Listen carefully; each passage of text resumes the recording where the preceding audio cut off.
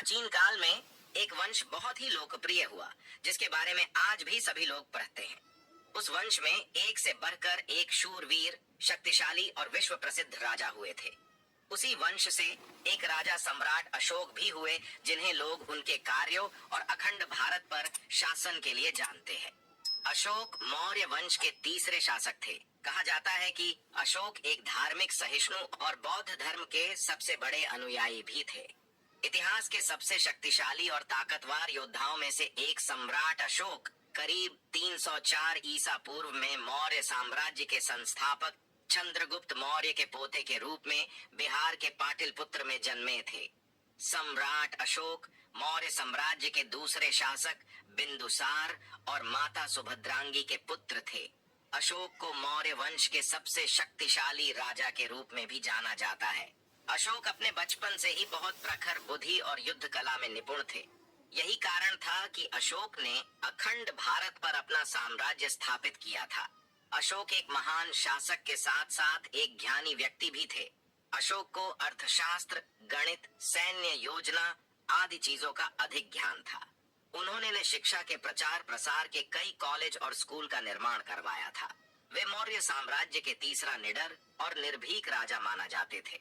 वहीं ऐसा माना जाता है कि सम्राट अशोक को एक कुशल और महान सम्राट बनाने में आचार्य चाणक्य का बहुत बड़ा योगदान रहा है। आचार्य चाणक्य ने उनके अंदर एक महान शासक के सारे गुण विकसित किए गए थे। अशोक को चक्रवर्ती सम्राट अशोक भी कहा जाता है, जिसका अर्थ होता है सम्राटों का सम्राट, और यह उपाधि सम्राट अशोक को दिया गया था।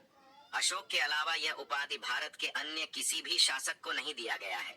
यह उपाधि ही अशोक के महानता को दिखाने के लिए काफी है।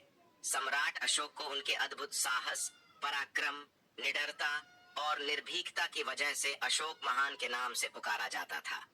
इसके अलावा उन्हें प्रियदर्शी एवं देवानाम प्रिय आदि नामों भी संबोधित किया जाता था।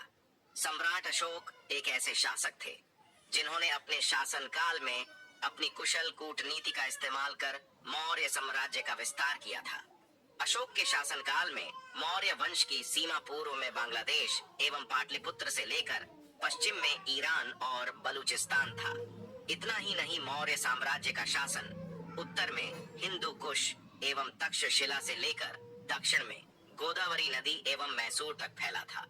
इन सभी जगहों को आज के वर्तमान समय से तुलना किया जाए तो यह पूरे भारत, नेपाल, अफगानिस्तान, बांग्लादेश, पाकिस्तान और भूटान सभी देशों पर मौर्य राज्य वंश का शासन था, जिसे अखंड भारत के रूप में जाना जाता था। कलिंग पर अपनी विजय के बाद उन्होंने जब उनके और उनकी सेना द्वारा नरसंहार देखा तो अपना सर पकड़ लिया, क्योंकि उनकी एक जीत ने कितने मासूम लोगों के घर, परिवार तबाह कर दिए थे। ये नजारा देखने के बाद सम्राट अशोक ने जीवन भर के लिए हिंसा को त्याग कर बौद्ध धर्म को अपनाकर हमेशा के लिए युद्ध को त्याग दिया था और भारत में बौद्ध धर्म का प्रचार करने में लोगों की मदद की। अगर वीडियो पसंद आया हो तो वीडियो को लाइक और सब्सक्राइब जरूर करें। धन्यवाद।